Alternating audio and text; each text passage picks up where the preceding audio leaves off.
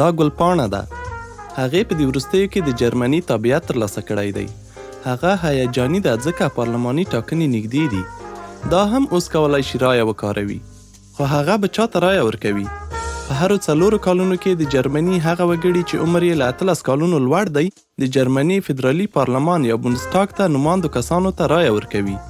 وروسته بیا دا استازي ځینې مهمې پریکړې کوي چې د ګلپاڼې پر ژوند هم اغیز لري. په دې پریکړو کې د بیلګې په توګه د نوي چانسلر یا چانسلرې ټاکل، د نویو قوانینو تدوین او د دولتي بودیجې د لګښت د ډول ټاکل دي.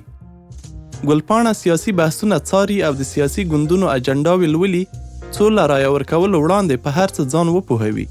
د ولولئ په نوم آنلاین پلیټفورم یوه ښه وسیله ده څو پریکړه وشي چې کوم ګوند د دې لپاره غوره دی. له ټاکنو 3 تر 4 اونۍ وړاندې هغې یو لیک ترلاسه کړ چې والبینغیختې ګوند نومیږي او په هغې کې له دې غوښتنه شوې ده چې په نږدې ښوونځي کې رایه ورکړي. د رایه ورکولو نیټه، وخت او پته ټول په دې لیک کې په نښه شوي دي. له دې لیک سره دا کولای شي د پوسټ له لارې هم د رایه ورکولو غوښتنه وکړي. کله چې ګلپاڼه ښوونځي ته ورځي، خپل ترلاسه کړی لیک ورښیي. د ټاکنو یو کارکوونکی د هغې آی ډي ګوري او دې ته اړوند غرفه ورپه ګوته کوي. ګلپاڼه د ټاکنو یوه پاڼه ترلاسه کوي چې 2 رایې پکې په نښه کولای شي.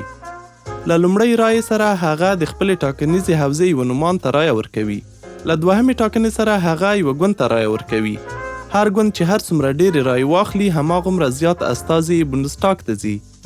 البته هر ګوند باید لږ تر لږه د ټولو رایو 15% خپلې کړي ترڅو بونډسټاګ ته لاره پیدا کړي. ګلپاڼه د رایو په پاڼه کې 2 خالي ځایونه په ایکس نښه کوي او کات شوې پاڼه د رایو په بکس کې اچوي. اوس به څه کیږي؟ کله چې رایې واچول شي او وشمیرل شي، د تر ټولو زیاتو رایو ترلاسه کوونکی ګوند به نوی حکومت جوړ کړي. که یو ګوند کافي رایې ترلاسه نه کړي، له نورو ګوندونو سره یو ځای کیږي څو د ائتلافي حکومت جوړولو لپاره غوڅ اکثریت پوره کړي. ډېر عالي ګلپاڼې.